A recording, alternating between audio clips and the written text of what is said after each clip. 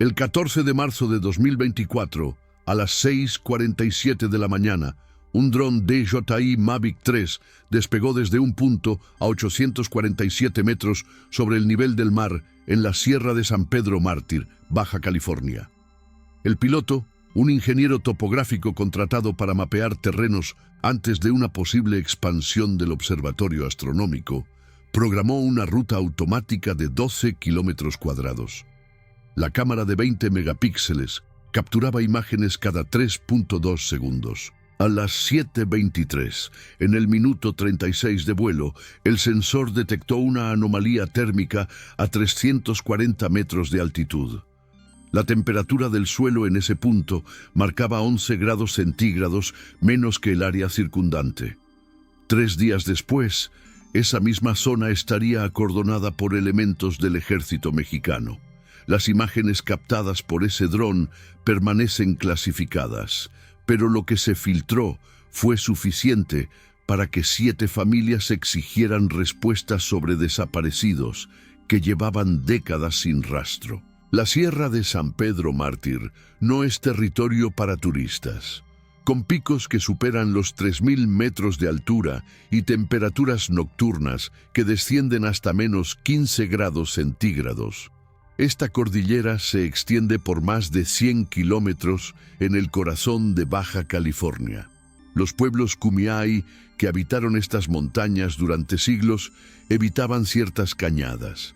En su lengua, una de estas áreas se conocía como Yaakul, que algunos investigadores traducen como «donde la tierra respira mal». Los ancianos Kumeyaay advertían que ciertos valles no debían atravesarse después del crepúsculo, cuando las sombras se alargan y los vientos cambian de dirección sin razón aparente. Durante la era colonial española, varios expedicionarios documentaron aires enfermos en zonas específicas de la sierra. En 1891, un grupo de mineros estadounidenses abandonó una veta prometedora de oro después de que 3 de sus compañeros desaparecieran en un lapso de 2 semanas. El campamento fue encontrado intacto, con herramientas, provisiones y pertenencias personales, pero sin un solo cuerpo.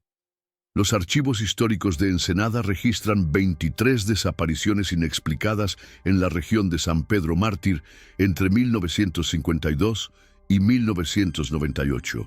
No todas recibieron investigación formal. Algunas fueron catalogadas como pérdida en ambiente hostil o accidente en zona remota. Pero hay patrones que incomodan. La mayoría desapareció entre los meses de febrero y abril, durante la temporada en que los vientos del Pacífico chocan con las corrientes del desierto de San Felipe. Casi todos los desaparecidos eran adultos entre 28 y 45 años con experiencia en montañismo o trabajos de campo. Y en al menos 6 casos, familiares reportaron haber recibido una última comunicación donde la persona describía sensaciones extrañas o necesidad de internarse más en el terreno sin motivo aparente. Una de esas personas fue Miguel Ángel Vázquez, un geólogo de 34 años que desapareció el 19 de marzo de 1987 mientras realizaba estudios sísmicos para la Universidad Autónoma de Baja California.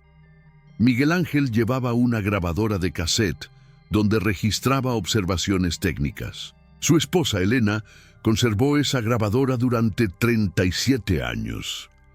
En la última cinta recuperada, fechada el 18 de marzo de 1987, la voz de Miguel suena clara al principio.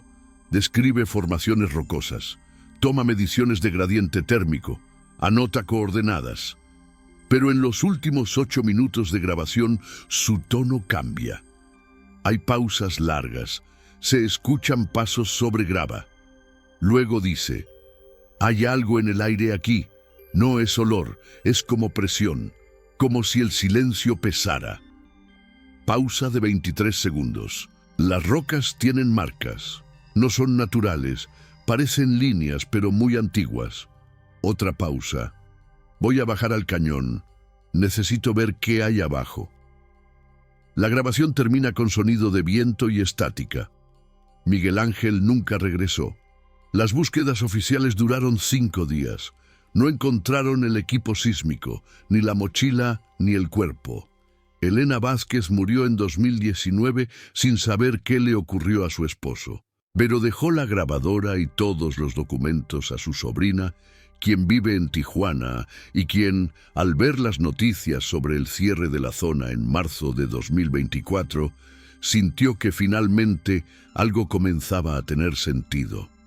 El dron que sobrevoló la sierra en 2024 no buscaba desaparecidos, buscaba topografía para ciencia, pero la tecnología tiene una forma de revelar lo que permanecía oculto.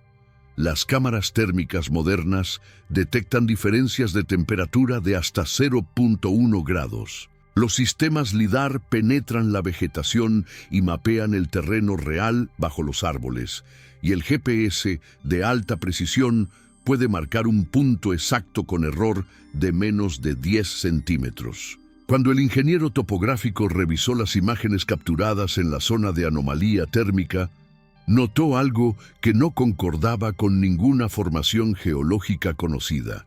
Un patrón circular de aproximadamente 40 metros de diámetro, donde la vegetación crecía de forma irregular, como si algo bajo tierra estuviera afectando las raíces.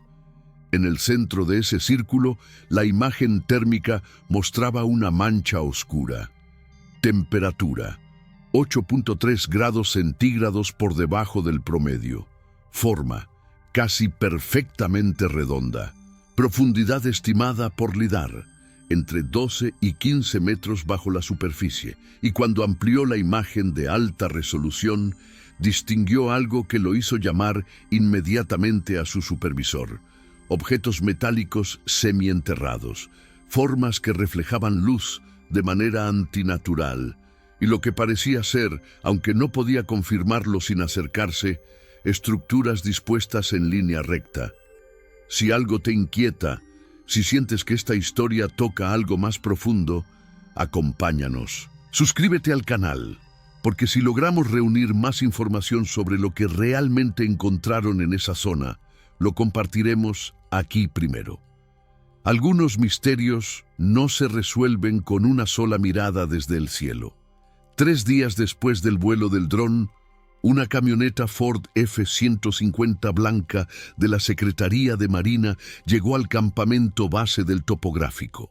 2 hombres vestidos de civil pero con porte militar solicitaron todas las imágenes capturadas en el sector nor-noreste durante el levantamiento del día 14. El ingeniero entregó una copia. Los hombres se marcharon sin dar explicaciones.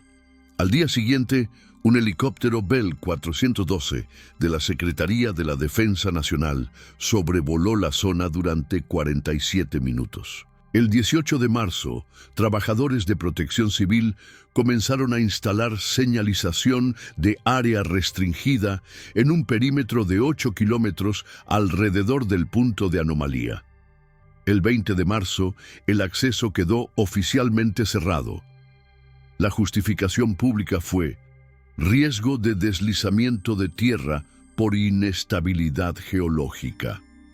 Pero ningún sismólogo de la región había reportado actividad reciente, y la Sierra de San Pedro Mártir es una de las formaciones más estables de la península. Las montañas de Baja California no fueron siempre silenciosas. Los Kumeyaay, Paypay y Quiligua que las habitaban conocían cada cañada, cada fuente de agua, cada cueva. Sabían dónde crecían las plantas medicinales y dónde no debía acamparse. Transmitían conocimiento oral con precisión generacional, y en ese conocimiento había advertencias específicas. Según relatos recopilados por antropólogos en la década de 1970, existía una prohibición estricta sobre 3 valles en la sierra. Uno de ellos, ubicado en lo que hoy correspondería a la zona acordonada, era descrito como lugar donde los muertos caminan de día. No se refería a fantasmas en el sentido occidental, sino a algo más inquietante: la idea de que en ciertos sitios la línea entre lo vivo y lo inerte se difuminaba. Los ancianos decían que quienes entraban a esos valles regresaban cambiados, si es que regresaban. Hablaban con lentitud, evitaban mirar a los ojos, y a veces simplemente se marchaban una noche sin explicación, internándose nuevamente en la montaña. La geología de la zona presenta características únicas. La sierra está compuesta principalmente por granito y diorita, rocas ígneas formadas hace más de 100 millones de años, pero en ciertas áreas afloran formaciones metamórficas que indican eventos tectónicos violentos. El valle, donde se detectó la anomalía térmica, se encuentra sobre una falla geológica menor, una fractura en la corteza terrestre que no genera sismos importantes, pero que permite que gases del subsuelo escapen hacia la superficie. Algunos geólogos han especulado que emanaciones de radón o dióxido de carbono podrían acumularse en depresiones del terreno, creando zonas de baja oxigenación. Esto explicaría ciertas sensaciones reportadas por excursionistas: mareos, desorientación, fatiga extrema. Pero no explicaría los objetos metálicos detectados por el dron, ni las estructuras lineales, ni la temperatura anormalmente baja en un área de apenas 40 metros de diámetro. En 1994, un equipo de espeleólogos aficionados exploró una serie de cavernas en la sierra a unos 7 kilómetros al oeste de la zona actualmente cerrada. El grupo estaba compuesto por 5 personas, residentes de Ensenada con experiencia en descenso vertical. El líder del equipo, Arturo Mendoza, llevaba un diario detallado de cada expedición. En su entrada del 12 de abril de 1994, Mendoza describe el hallazgo de una cueva no registrada en los mapas oficiales. La entrada era estrecha, apenas 80 centímetros de diámetro, oculta tras un derrumbe parcial. Al descender con cuerdas, encontraron una cámara natural de aproximadamente 15 metros de altura. Las paredes mostraban marcas extrañas, surcos paralelos que parecían hechos con herramienta, aunque el análisis superficial sugería que tenían siglos de antigüedad. En el suelo de la caverna había restos de fogatas, carbón vegetal, fragmentos de cerámica que no correspondían a ninguna cultura indígena documentada de la región. Y algo más: huesos humanos parcialmente cubiertos por sedimento mineral. Mendoza estimó que había restos de al menos 3 individuos adultos. El grupo fotografió los hallazgos y reportó el descubrimiento al Instituto Nacional de Antropología e Historia. 2 semanas después, un inspector visitó la cueva, tomó algunas muestras y concluyó que los restos eran probablemente de época colonial, sin valor arqueológico prioritario. El sitio no fue excavado formalmente. Mendoza y su equipo visitaron la cueva 3 veces más durante ese año. En su última visita, el 7 de noviembre de 1994, Mendoza escribió en su diario: «Hay algo raro con el aire aquí. Es denso, pesado. Carlos dice que escucha vibraciones, como un zumbido muy bajo que viene de más adentro. Decidimos no seguir explorando hoy. Mejor volver con equipo de monitoreo de gases». Nunca regresaron, no porque algo les ocurriera, sino porque Mendoza aceptó un trabajo en Mexicali y el grupo se disolvió. Pero su diario quedó archivado en la biblioteca de la Sociedad de Espeleología de Baja California. Y cuando las noticias sobre el cierre de zona se difundieron en marzo de 2024, uno de los antiguos miembros del equipo, ahora con 58 años, revisó ese diario y notó algo. Las coordenadas GPS de la cueva que exploraron en 1994 están a solo 2.3 kilómetros de donde el dron detectó la anomalía térmica 30 años después. El terreno entre ambos puntos es abrupto. Cañones con desniveles de más de 200 metros, bosques densos de pino piñonero y encino. Zonas donde la roca está tan fracturada que caminar es un riesgo constante de torceduras o caídas. No hay senderos marcados. No hay señal de celular. Y durante la mayor parte del año, el viento sopla con ráfagas que superan los 60 kilómetros por hora. Es el tipo de lugar donde un grito se pierde en segundos, donde la noche llega con un frío que corta la piel, y donde la sensación de estar siendo observado no es paranoia, sino resultado de la vastedad del paisaje. Los animales que habitan la sierra son esquivos, pumas, linces, borregos cimarrones. Rara vez se dejan ver, pero los lugareños dicen que hay noches en que los aullidos de los coyotes se detienen abruptamente, noches en que los pájaros no cantan al amanecer, y noches en que el silencio es tan profundo que se vuelve ensordecedor.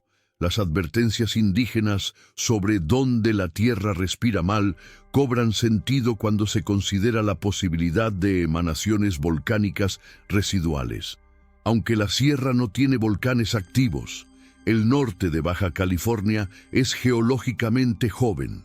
Hace apenas 10.000 años, la región experimentó actividad volcánica menor. Es posible que aún existan cámaras magmáticas profundas que liberan gases. El dióxido de carbono es más denso que el aire, se acumula en depresiones y puede causar asfixia sin aviso previo. El metano puede crear sensaciones de euforia o pánico.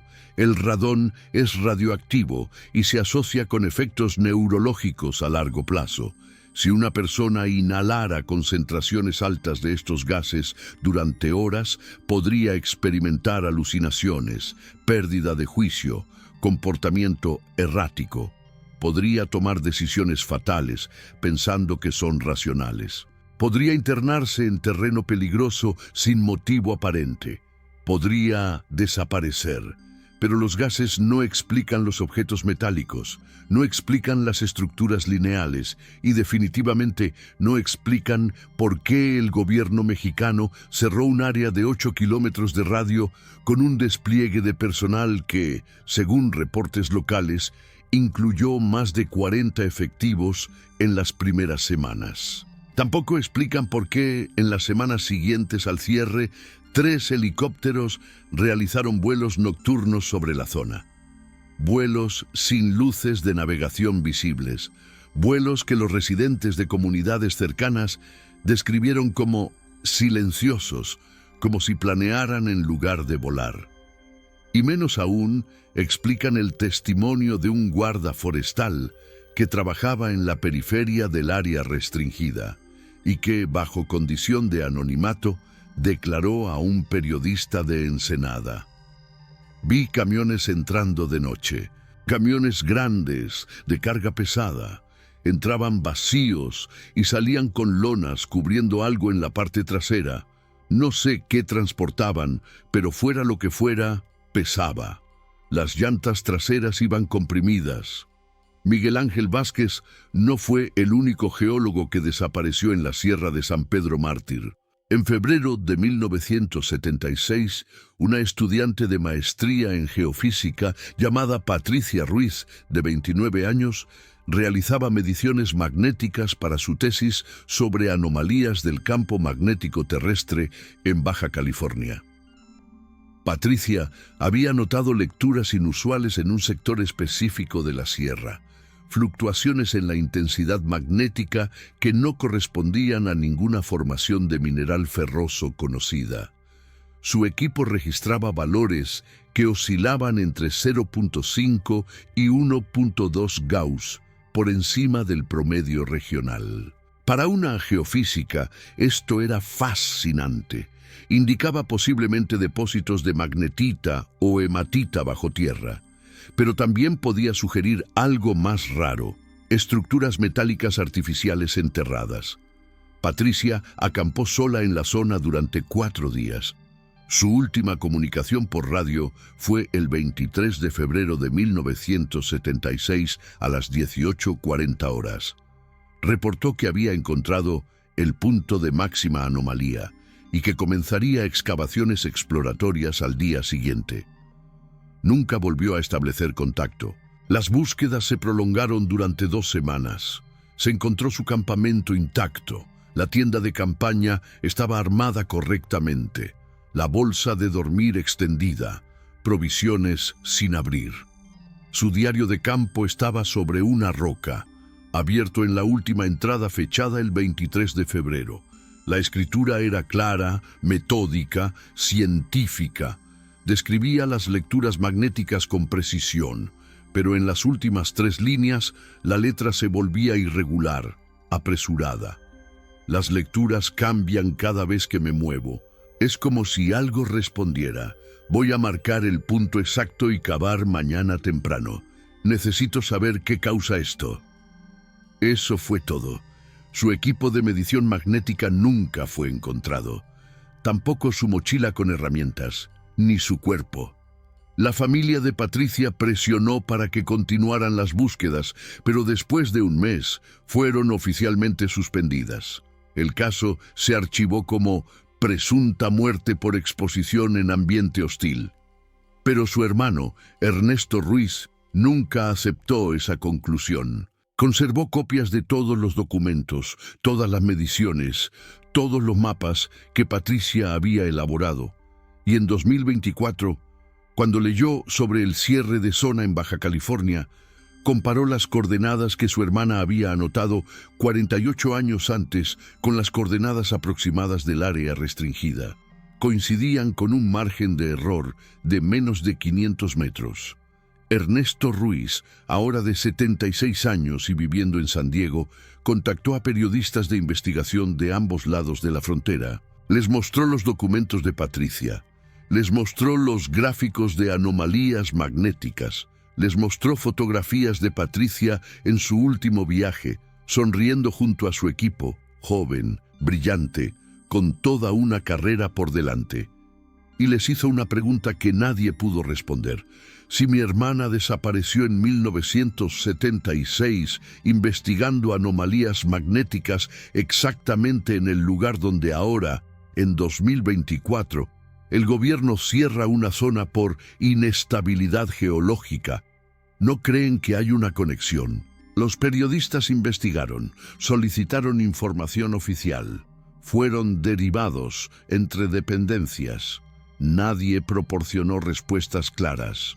La justificación del cierre seguía siendo prevención de riesgo por deslizamiento potencial. Pero no hubo informes geológicos públicos que sustentaran esa afirmación. No hubo avisos previos a la comunidad científica.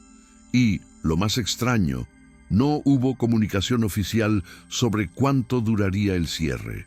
Simplemente, área restringida, acceso prohibido, multas por violación del perímetro. Los objetos personales de los desaparecidos cuentan historias. La grabadora de Miguel Ángel Vázquez, el diario de campo de Patricia Ruiz. Pero hay más. En 1983, un fotógrafo de vida silvestre llamado Ramón Estrada, de 38 años, pasó 3 semanas en la sierra documentando el borrego cimarrón. Ramón era meticuloso. Cada noche registraba en un cuaderno las coordenadas de sus avistamientos, las condiciones climáticas, las rutas que había recorrido. El 9 de abril de 1983 escribió: «Hay un valle al norte que los borregos evitan. No cruzan hacia allí, aunque hay vegetación abundante. Intenté acercarme hoy, pero sentí una presión en el pecho que me hizo retroceder, como si el aire fuera más pesado. Mañana llevaré el altímetro para verificar si hay cambios en la presión atmosférica». Ramón Estrada desapareció esa noche. Su vehículo fue encontrado 5 días después, estacionado en un camino forestal. Las llaves estaban en el contacto. Su cámara y equipo fotográfico estaban en el asiento trasero.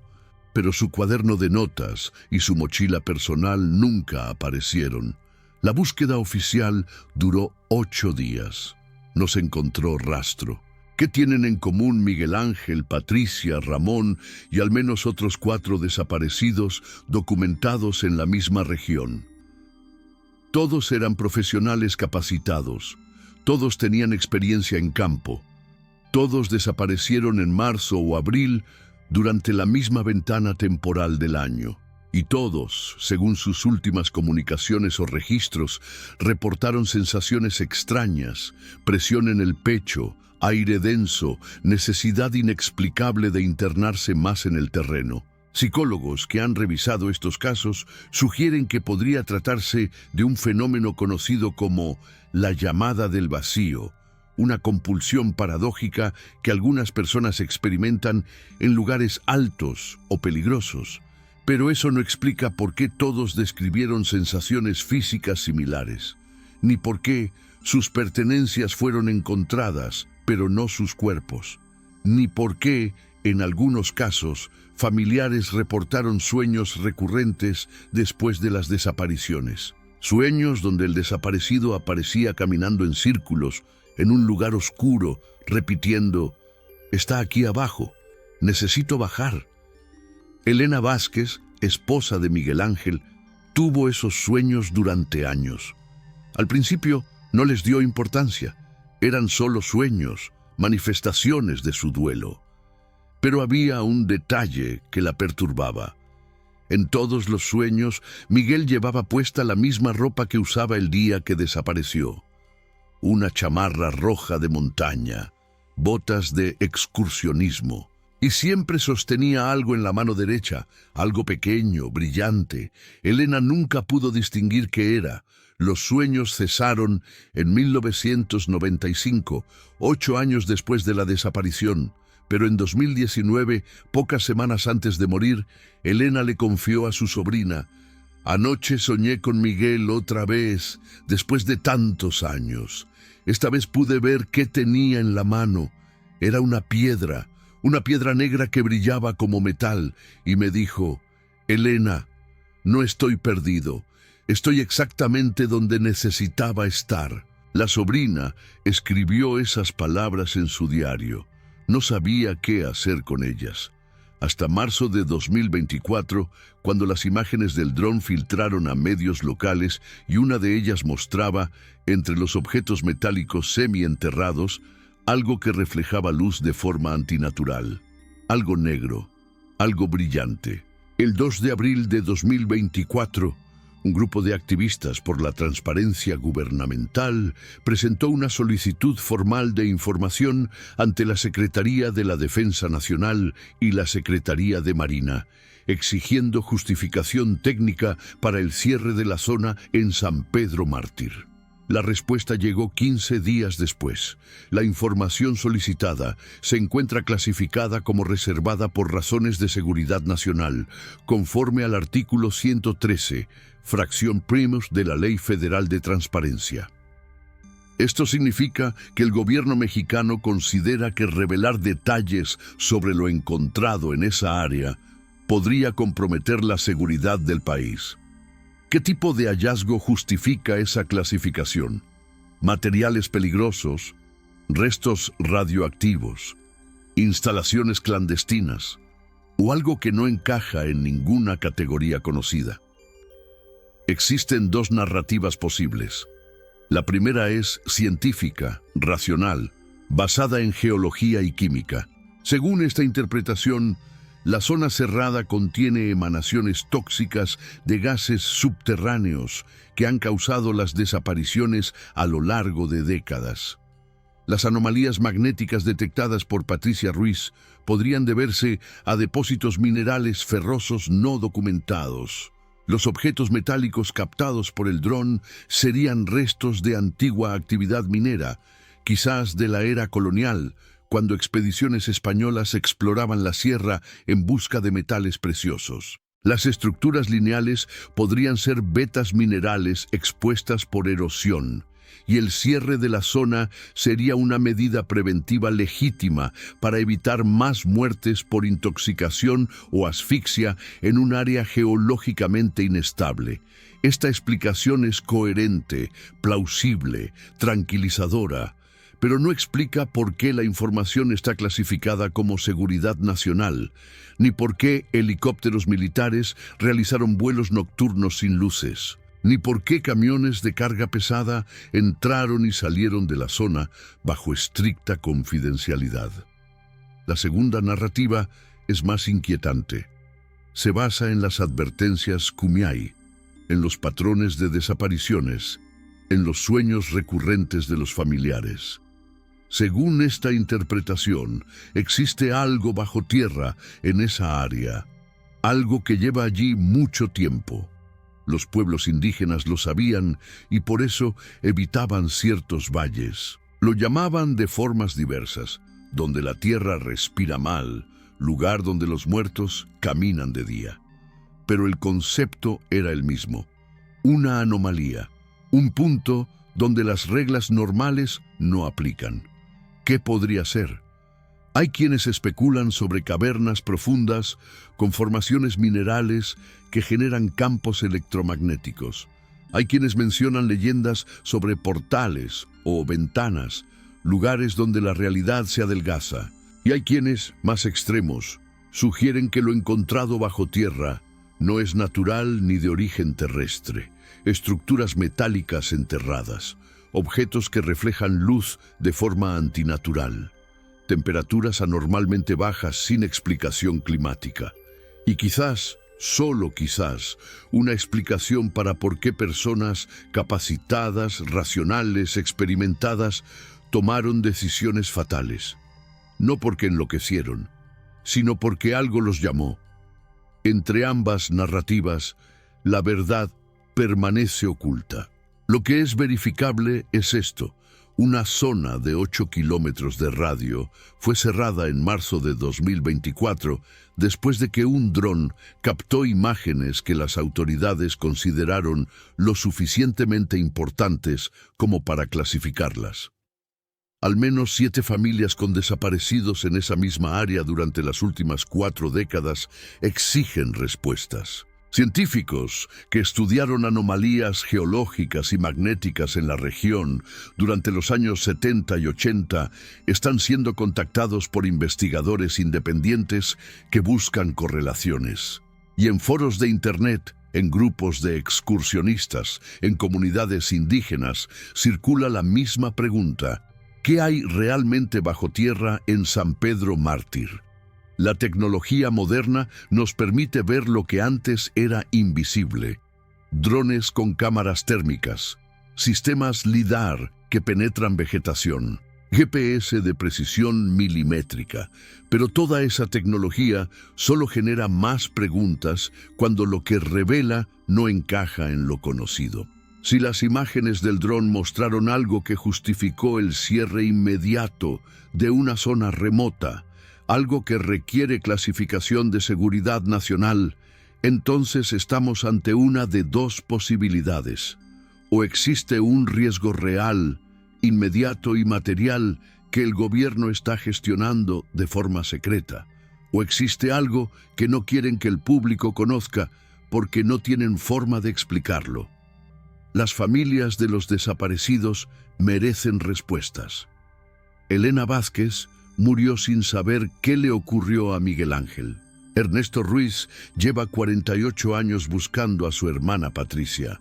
Y hay otros nombres, otras historias, otras grabadoras y diarios que quedaron incompletos.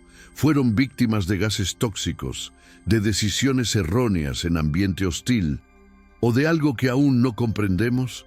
La ciencia ofrece explicaciones para casi todo, pero también reconoce sus límites. Hay fenómenos que aún no entendemos completamente. Campos magnéticos anómalos, zonas de silencio donde las comunicaciones fallan sin razón, lugares donde la brújula gira sin control.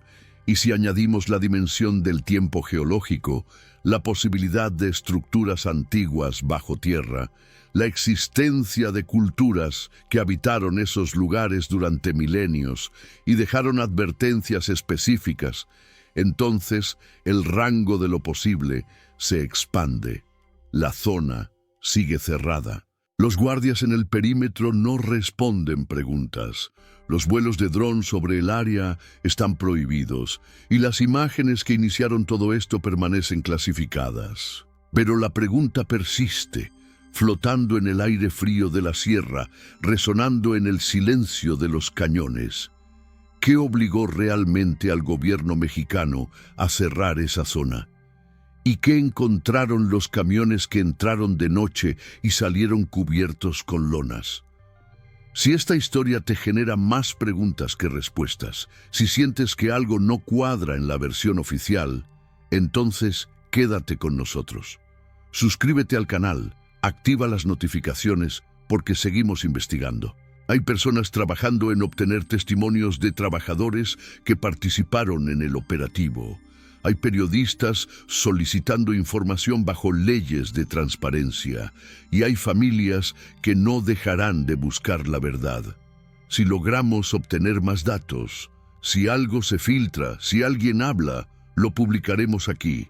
Algunos secretos están enterrados bajo toneladas de roca, otros bajo capas de clasificación gubernamental. Pero tarde o temprano, la verdad encuentra la forma de salir a la superficie. Mientras tanto, la Sierra de San Pedro Mártir sigue ahí, silenciosa, inmensa, esperando. Y en algún lugar, bajo tierra, en una zona acordonada que nadie puede visitar, quizás algo también espera. Algo que llevaba allí mucho antes de que llegáramos. Algo que quizás no debimos encontrar. O algo que, según las advertencias antiguas, siempre supo cómo encontrarnos a nosotros.